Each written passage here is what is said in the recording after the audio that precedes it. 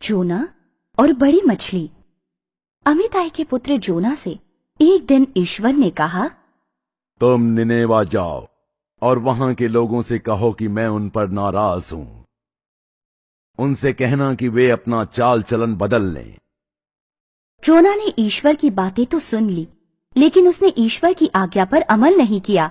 निनेवा जाने के लिए वो घबरा रहा था, इसलिए उसने ईश्वर से छुपने का निर्णय लिया। एक बड़े जहाज पे सवार होकर वो दूर जाने के लिए तैयार हुआ, लेकिन जबकि वे महासागर के बीचों बीच थे, तब एक बड़ा भयानक तूफान आ गया। सागर की लहरें ऊंची उठ रही थी, हवा भी तेज बह रही थी। हे ईश्वर, हमें इस तूफान से बचा लो। हमने क्या पाप किया जो इस तरह सागर में डूब मर रहे हैं। जोना जहाज के निचले हिस्से में ईश्वर से छुपकर बैठा था। बाकी लोगों की तरह तुम भी ईश्वर की प्रार्थना करो ताकि ये तूफान रुक जाए। मेरी ही गलती की वजह से ये तूफान आया है। मैंने ईश्वर की आज्ञा नहीं मानी। मुझे सागर में फेंक दो ताकि ये तूफान थम जाए और तुम सब लोग बच जाओगे। सागर का रूप भयानक होता जा रहा था, हवा भी जोर से बह रही थी। इस हालात में वो जोना को समुद्र में नहीं फेंकना चाहते थे। नहीं नहीं, हम तुम्हें ऐसी हालत में समुद्र में नहीं फेंक सकते। तूफान बढ़ रहा है, लहरें ऊंची उठ रही है।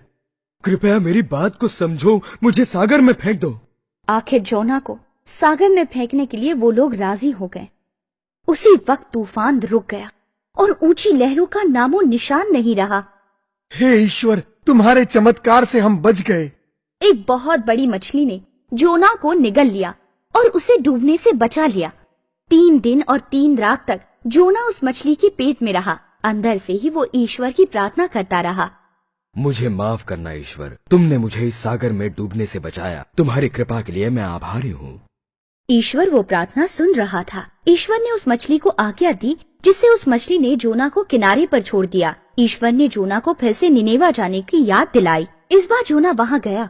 उसने वहाँ के लोगों को सावधान किया कि ईश्वर उनके चाल चलन से खुश नहीं है। अगर वो लोग नहीं बदले तो ईश्वर उनके गांव को नष्ट कर देगा। अब तुम्हारे पास सिर्फ 40 दिन है। अगर तुम लोगों ने अपना चाल चलन नहीं बदला तो निनेवा का सर्वनाश हो जाएगा। जोना 3 दिन तक लोगों को समझाते हुए सड़कों पे घूमता रहा। ईश्वर का संदेश लोगों की समझ में आ गया। उन्होंने अपना चाल चलन बदल लिया। ये देखकर ईश्वर बहुत खुश हुआ। उसने इस शहर को नष्ट नहीं किया। सिवाय जोना के सभी लोग खुश थे।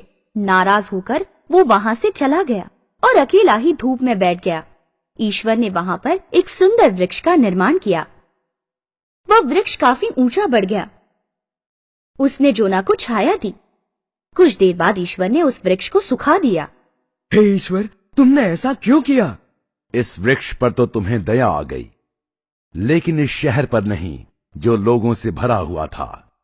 लोगों से भरा हुआ वो शहर पाप के रास्ते से बदल गया। जब उन्हें पता चला कि मैं नाराज हूं, मुझे इससे बहुत संतोष हुआ। आखिरकार जोना समझ गया कि ईश्वर सिर्फ बुद्धिमान और दयाशील ही नहीं, बल्कि क्षमाशील भी है।